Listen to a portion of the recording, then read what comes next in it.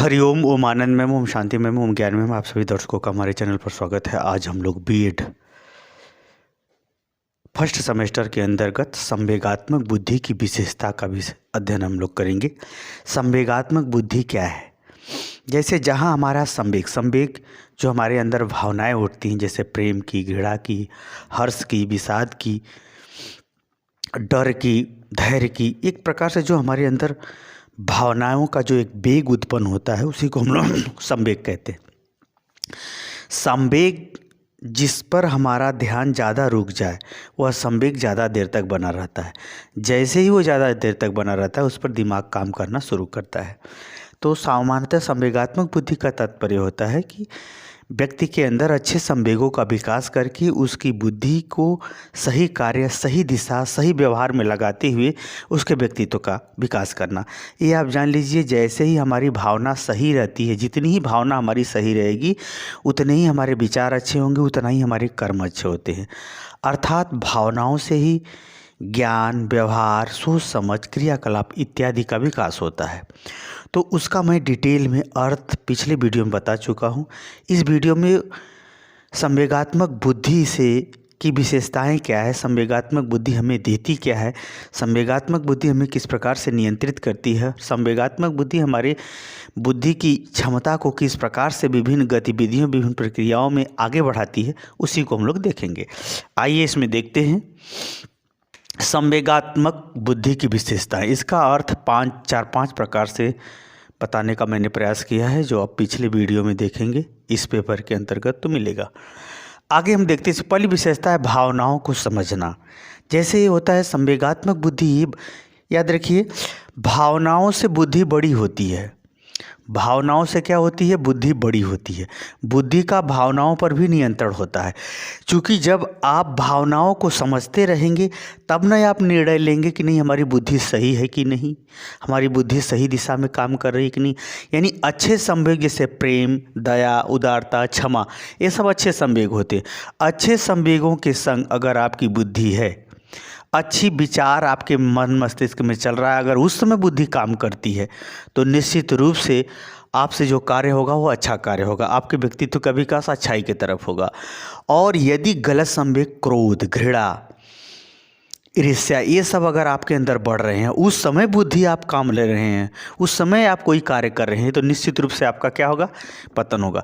अर्थात संवेगात्मक बुद्धि से हमें अपने भावनाओं को समझना कि हमारी मानसिक स्थिति सही है कि नहीं, सामने वाले की मानसिक स्थिति सही है कि नहीं, इस समय ये कार्य करेगा या नहीं करेगा, किस समय ये कार्य करना चाहिए, अच्छी सोच लेकर के कार्य करना चाहिए, इस सब इत्यादि चीज़ों को समझने में संवेगात्मक बुद्धि बहुत ज़्यादा मदद करती है। दूसरा, आत्म अभिप्रेरणा। जैसे आप समझ गए कि हम अगर धैर्य रखेंगे, धैर्य के साथ पढ़ेंगे तो हम निश्चित रूप से सफल हो जाएंगे। अब धैर्य वाले संवेग को बढ़ाना होगा। जैसे एक बार पढ़े नहीं आया, 2 बार पढ़े नहीं आया, 3 बार पढ़े नहीं आया, तो बार बार आप पढ़ें तो निश्चित रूप से जो अच्छे संवेगों का जब विकास होता है, जब अच्छे संवेग आगे बढ़ते हैं तो व्यक्ति के अंदर अपने आप आत्म प्रेरणा होती है, आत्म अभिप्रेरणा होती है। वह जो है स्वयं से प्रेरित होकर के कोई कार्य करने के लिए ज़्यादा तत्पर हो जाता है। तो संवेगात्मक बुद्धि के माध्यम से किसी बालक को के अंदर अच्छे संवेगों को समझाते हुए, उसके महत्व को बताते हुए हम उसे आत्म प्रेरित कर सकते हैं, स्वयं से उसको जो है प्रोत्साहन आंतरिक रूप से दे सकते हैं। तो संवेगात्मक बुद्धि अधिगमकर्ता को या जो भी व्यक्ति है, जब वो अच्छे संवेग और खराब संवेगों का समझने लगेगा तो वह निश्चित रूप से अच्छे संवेगों के माध्यम से आत्म प्रेरित होकर के अपने कार्य क्षमता या सोचने की क्षमता या व्यवहारिक क्षमता को बढ़ाने में सफल हो जाएगा। इसीलिए मैं पिछले वीडियो में अच्छे संवेग और गलत संवेग दोनों को अलग अलग करके लिखा था, ताकि आप भी समझ सकें। तो संवेगात्मक बुद्धि अच्छे संवेगों के विकास से ही आपको आत्म प्रेरित करेगी, यानी आपके कार्य क्षमता में, अच्छे कार्य क्षमता में वृद्धि कर देगी, अच्छे कार्य क्षमता के लिए आपको प्रेरित कर देगी, प्रोत्साहित कर देगी, बढ़ाने में मदद करेगी। ये दूसरी विशेषता। तीसरा, समायोजन। जैसे एक बात समझिए, देश काल वातावरण परिस्थितियों के अनुसार संवेगात्मक बुद्धि उचित व्यवहार को बताती है। जैसे कोई आदमी आपके सामने बहुत क्रोधित है, घर का पिताजी बहुत ज़्यादा क्रोधित है, तो आपका संवेगात्मक बुद्धि बताएगी कि नहीं, इस समय क्रोध का जवाब क्रोध देने में समस्या बढ़ जाएगी, इसमें शांत हो जाना चाहिए या वो चुपचाप सुन लेनी चाहिए उनकी बातों को। गलत है या सही है जो कुछ भी है हम सुन लो इस समय तत्काल में, बाद में हम जो कुछ होगा अपनी तरफ से कहेंगे, या जो सही के लिए बोले हैं तो हम स्वीकार कर लेंगे। तो यह उस परिस्थिति के अनुसार, यानी गलत संवेगों के संग कैसा व्यवहार, गलत संवेगों का जब सही रूप होगा तो कैसा व्यवहार, यानी कहने का मतलब देश काल वातावरण परिस्थिति के अनुसार। जैसे आपको दुख हुआ, आप बहुत रो रहे हो, तो उस समय आपको धैर्य का सहारा लेना पड़ेगा। धैर्य वाले संवेग के माध्यम से सामने वाले के दुख को कम करने का प्रयास करना पड़ेगा। वो भी रो रहा है, आप भी रो रहे हैं, तो स्थिति ठीक नहीं है। वो रो रहा है तो आप धैर्य के साथ उसे शांत कराते हुए उसे समझाने का प्रयास करें। तो यानी देश काल वातावरण के अनुसार, विभिन्न परिस्थितियों के अनुसार अच्छे संवेगों को या गलत संवेगों को नियंत्रित करते हुए उसके दायित्व या उसके कर्तव्य के रास्ते पर लाने का काम भी संवेगात्मक बुद्धि करती है। अगला है संवेगों पर नियंत्रण। जैसे मैंने बताया भी था कि जो गलत संवेग है उस पर नियंत्रण करने में भी विकास होता है, अच्छे संवेगों को बढ़ाने में भी विकास होता है। गलत संवेग जैसे किसी से ईर्ष्या करना, किसी के ऊपर अनावश्यक क्रोध करना, हमेशा लोभ रखना कि हमें कुछ मिलेगा तभी हम कुछ करेंगे। तो ऐसे जो संवेग होते हैं उसको जितना ही आप कम करेंगे उतना ही आपके अच्छे संवेग बढ़ जाए। जैसे होता है नदियों की धारा को अगर थोड़ा सा रोकेंगे तो जितनी धारा बची है उसमें वेग बढ़ जाएगा। इसी तरह से ऐसे भी है कि अगर संवेगों में हम गलत संवेगों को रोकेंगे तो अच्छे संवेगों की क्षमता बढ़ना शुरू कर जाती है। तो इसमें क्या होता है कि जब आप गलत संवेगों को, जैसे भय है, ईर्ष्या है, क्रोध है, ये सब चीज़ों को अगर आप नियंत्रित काम है इसको नियंत्रित करेंगे तो आपकी ऊर्जा अच्छे संवेगों के माध्यम से आपके कार्य को, आपके व्यवहार को, आपके सोच को, आपके कार्य के अंतर्गत प्रयोग होने वाली बुद्धि की क्षमता को बढ़ा देगा। तो इस प्रकार से संवेगों के नियंत्रण पर भी हमारे व्यक्तित्व का विकास होता है। तो गलत संवेगों के नियंत्रण में भी संवेगात्मक बुद्धि महत्वपूर्ण भूमिका निभाती है। आगे अच्छी संगत, जैसे आपने जान गए, जैसे आपसे सामने वाले से बात बन रही है, वो भी प्रसन्न है, आप भी प्रसन्न है, तो प्रसन्नता में दोस्ती होना। किसी हिम्मत का कार्य आया, साहस का कार्य आया, आपने भी साहस दिखाया, उसने भी साहस, तो संगत बन जाती है। तो कहने का मतलब एक अच्छे संवेग, एक अच्छे भाव विचार वाले लोगों से आप आराम से संगति, दोस्ती, मित्रता बना सकते हैं। यह भी संवेगात्मक बुद्धि बताती है, इसके लिए भी निर्देशित करती है, इसलिए इसकी विशेषता। अगला है मानसिक स्वास्थ्य। आप जान रहे हैं ना, जब तक आदमी प्रसन्न न हो, यानी उसके अंदर अच्छे संवेग न हो, प्रसन्नता, उत्साह और निडर होना, और प्रेम की भावना होना, दया, उदारता, क्षमा रखना, ये सब अच्छे संवेग हैं। तो जितने ही अच्छे संवेग आपके होंगे आपका मानसिक स्वास्थ्य उतना ही अच्छा होगा। जिसका मानसिक स्वास्थ्य ज़्यादा अच्छा होता है उसका व्यवहारिक स्वास्थ्य, शारीरिक स्वास्थ्य, सभी स्वास्थ्य अच्छे होते हैं। तो भावना और विचारों से हमारा मानसिक स्वास्थ्य बहुत ज़्यादा प्रभावित होता है। तो अच्छे संवेगों से हमारा मस्तिष्क स्वस्थ रहता है, हमारे विचार स्वस्थ रहते हैं, हमारी सोच समझ भी स्वस्थ रहती है। इसीलिए अच्छे संस्कार वाले हमेशा अच्छी बात करते हैं, क्योंकि उसके पास अच्छे संवेगों का विकास उस घर में ज़्यादा है।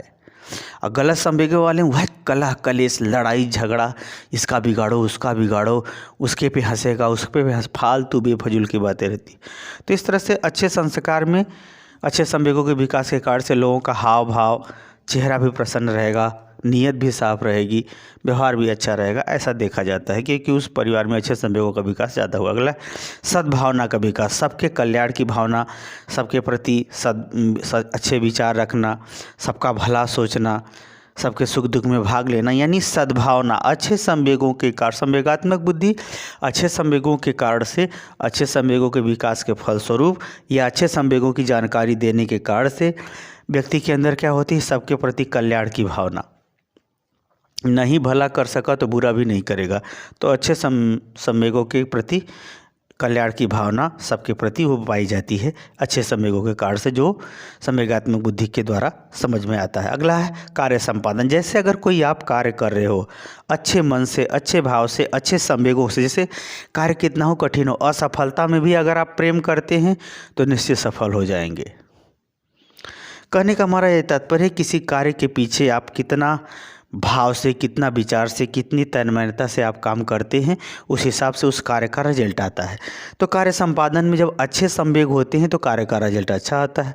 जब आप उसी में कलह कलेश, लड़ाई झगड़ा यानी गलत संवेगों का सहारा लेते हैं, गलत संवेग, गलत नीयत, गलत सोच रख के काम करते हैं तो कार्य का स्वरूप भी गलत ही आता है या रिजल्ट उतना अच्छा नहीं आता। तो यह संवेगात्मक बुद्धि कार्यों को अच्छे ढंग से संपादन में, अच्छे ढंग से करने में, अच्छे ढंग से स्वरूप में, अच्छे ढंग के स्वरूप में निर्मित करने में बहुत ज़्यादा हेल्प करता है। अगला है समस्या का समाधान।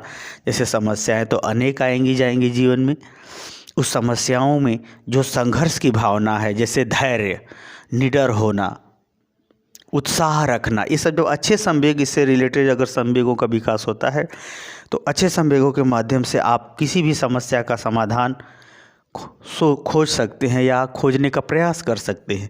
तो समस्या के समाधान में भी आप जो है, जैसे सामाजिक, जैसे अगर कोई समस्या को बढ़ाता है तो वह समस्या को बढ़ा रहा है, समस्या को कोई टालता है तो भी समस्या बढ़ती है। जिस तरह से रोग जो है जितना देर तक शरीर में रहेगा उतना देर तक वो शरीर का नाश करता है, उसी तरह से कोई व्यवहारिक समस्या हो, सामाजिक समस्या हो, उसमें जितनी ही देरी करेंगे उतना ही वो और बड़ा होता जाता है, कठिन होता जाता है। उसी तरह से जब हम अच्छे संवेगों का प्रयोग अपने मानसिक क्षमता के अंतर्गत विकसित करते हैं या बढ़ाते हैं तो हमें समस्या का समाधान जल्दी मिलता है।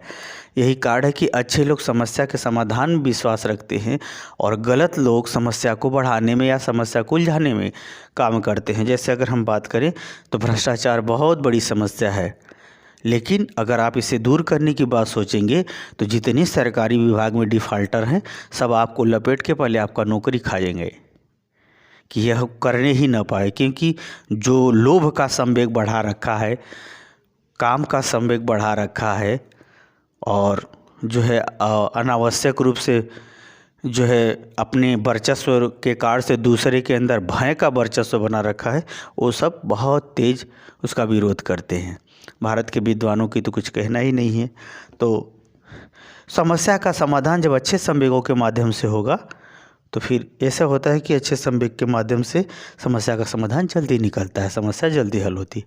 तो इस प्रकार से संवेगात्मक बुद्धि इन सब पहलुओं पर अच्छे बुरे दृष्टिकोणों से व्यक्ति को सजस्ट, नियंत्रित करते हुए सही कार्य, सही प्रवृत्तियों की ओर लगाती है, जिससे व्यक्ति के व्यक्तित्व का विकास होता है।